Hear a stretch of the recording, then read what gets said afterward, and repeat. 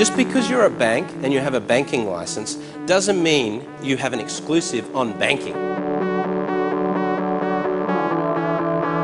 In the next generation of banking, we welcome Brett King, author of Bank 2.0. I talk about three phases in the book. So the first phase was the introduction of the internet. So this changed our transactional behaviour. What internet banking gave us was new choices, new control.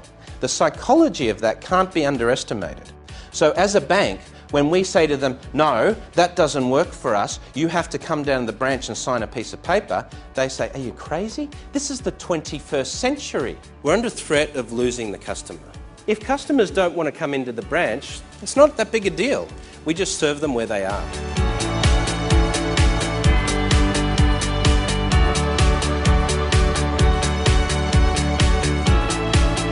The banks complained to the Hong Kong Monetary Authority and said, do you know what? Octopus is acting like a bank. They're deposit taking. We want you to stop them. HKMA looked at this situation and said, you know, you're absolutely right. They are acting like a bank. So we're going to give them a banking license. So we've got a lot of stuff occurring here that looks like banking, but isn't banking. What about your iPhone? What about your HTC or Android or Galaxy phones? These are now becoming a very important vehicle for accessing banking services. So who owns the customer? Consumer behaviour is ahead of the curve. If you aren't keeping up with these innovations, then someone else is going to innovate around you.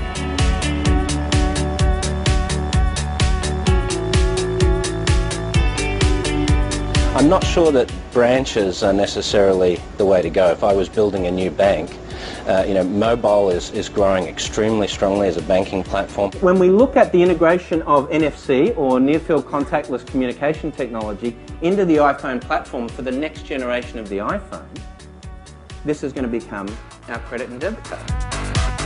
Say I owe Barney $50. I put in $50.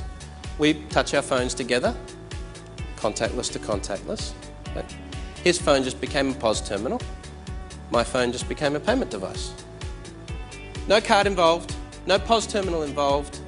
There might be a payments network involved, but that's the way we would choose to do the interaction. Why would I do that? Well, how simple is it? The banks aren't thinking about the journey the customer takes. The banks are thinking about the end of that journey, which is the transaction or the product, but they're not thinking how the customer gets to that end result.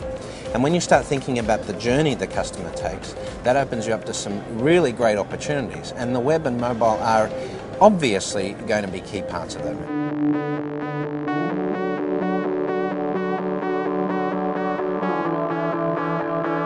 What's happening in social media is this community aspect is working where customers in this social network are saying, I trust my friends, I trust my network more than I trust what you're going to tell me about your brand. A lot of banks that I talk to say, oh, hang on, we've got a Facebook page. We have a social media strategy. Bank of America has a Facebook page. I don't know how many millions of customers they've got, but they've got 1,929 fans on Facebook. It's pretty impressive. The only problem with this is that there's a group also called I Hate Bank of America, and they have 3,200 fans on their Facebook page. So just having a Facebook page, I'm afraid, is not a social media strategy. If you think that brand marketing or you think marketing campaigns can prevent brand damage from this sort of thing, I'm sorry. We can't control what people are going to say or think about our brand.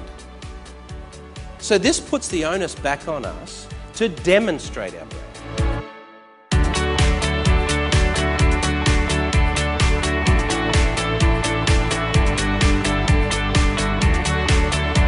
It's not about the technology, it's not about apps, it's not about CRM databases, it's not about these sorts of technologies, but it is about the behaviour of customers. And if we understand behaviour of customers, innovation is not only inevitable, but it's an absolute essential for the survival of your business.